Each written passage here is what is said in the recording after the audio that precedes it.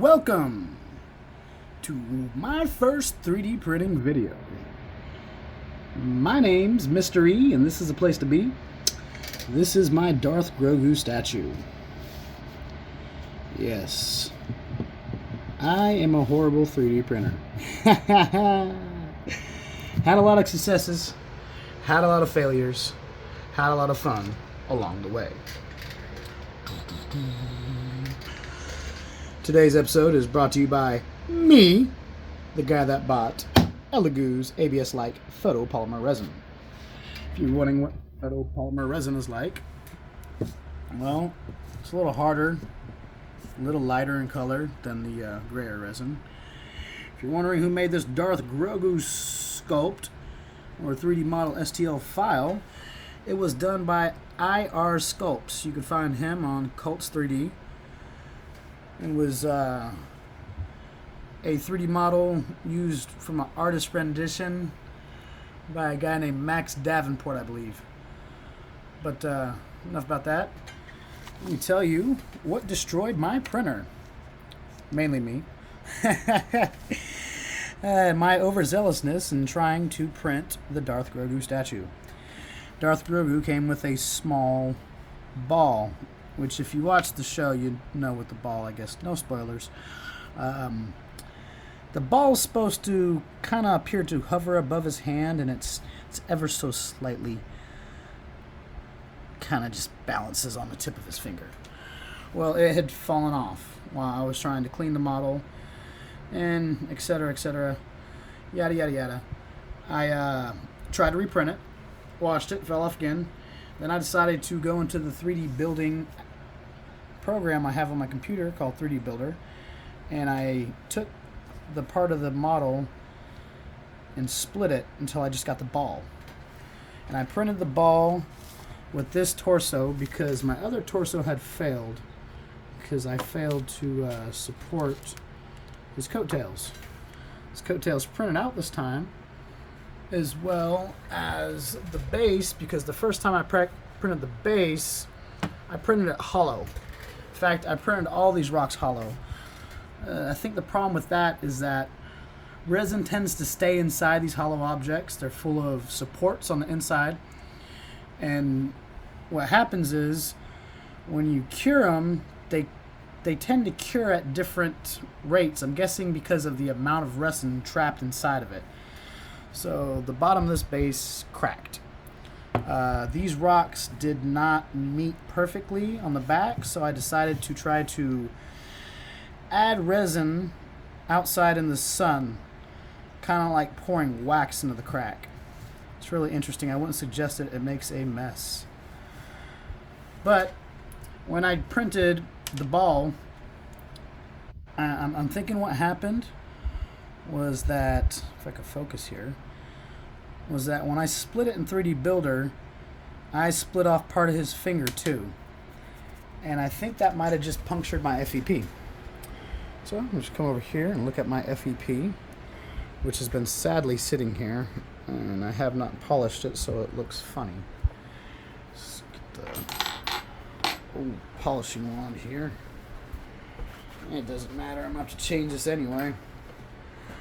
But for the sake of the video and trying to find this hole, where is this hole at? I came to class unprepared, folks. I don't even know where the hole is. But trust me, there's a hole in here. No, there it is. There it is. Yeah, that right there. And that is the exact shape of a small support that I believe broke off the ball because of this dangling finger. I don't know. But anyway, it spilled the slightest amount of resin on my polarizer, and then it lifted the film up off the glass. Sad day for me. So my Elegoo Saturn is not operational at the moment, but we do have a replacement screen on the way. But I was just informed that I should have got the more expensive replacement screen. My screen was $80. But my friend on a good Facebook group told me that Should have bought it for 118 from Box Systems. Box Systems makes the LCD screens for Elegoo. It kind of makes me wonder if I should be using Box or I use Lychee because I just started using Lychee. Somebody told me use Lychee, so instead of using Box, I use Lychee. It seems that auto supports and searching for islands and then adding supports to said islands becomes a little messy. You get too many supports in the 3D model. I believe what happens is you end up clipping with the supports and they fall off mid-print. Okay? Now, if you were to purchase this new LCD screen from Box Systems, I heard they advertise that it comes with a glass adhered to the polarizer. So instead of having a Mach 5 screen protector, which I'm going to have to put on this because it's a standard monochrome screen for the Elegoo Saturn, but if I were to get the one by Box Systems, it would have a glass screen protector, which for another $30, what is it? It's $80 to buy it, and 118. What is that? $38. Hell yeah! Why not? Who wouldn't? Anyway, maybe I'm rambling. I am rambling. I know I'm rambling. Just want to show you these really cool Mews that I printed with my 3D printer before it went out. Here are some pandemic soldiers. I like to call them, with their gas masks. Very, very small miniatures. This right here was, I believe it was a file I found from, I forgot where I got it. It might have been a test file from Lychee, I believe.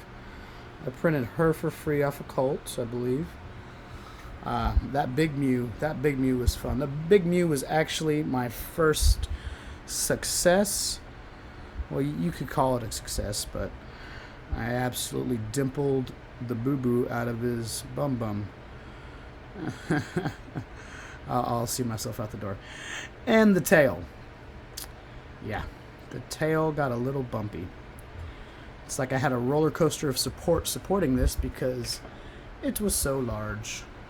I know everybody's screaming at me, don't put stuff on the LCD screen. Well, it's kind of trash now, I guess.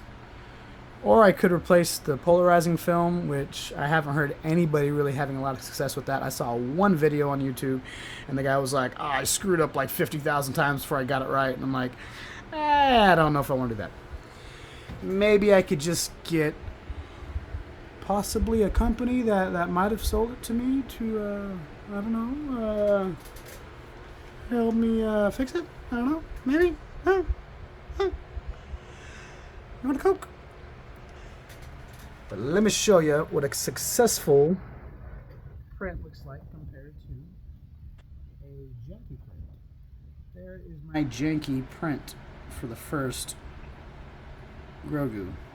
There is my lovely print. I used medium supports, and I believe I used a 0.40 tip diameter, which helps a lot. It helps a lot. But if your model is a little heavier than those supports can support, you might end up having a catastrophic failure like me. But this is my first month, so I'm printing, so I might just be talking out my butt. There is a successful print of the head with a minimal amount of dimpling.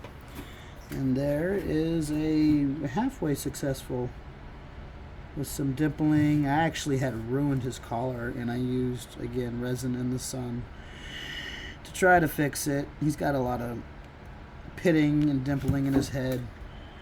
If you look at the back of this head, it looks much better. Much, much better. Can't wait to get my printer running again. This is my Elegoo wash station. I had to have a friend order it for me because, you know, porch pirates. And here's my Elegoo, what do you call it? Curing, UV cure light station.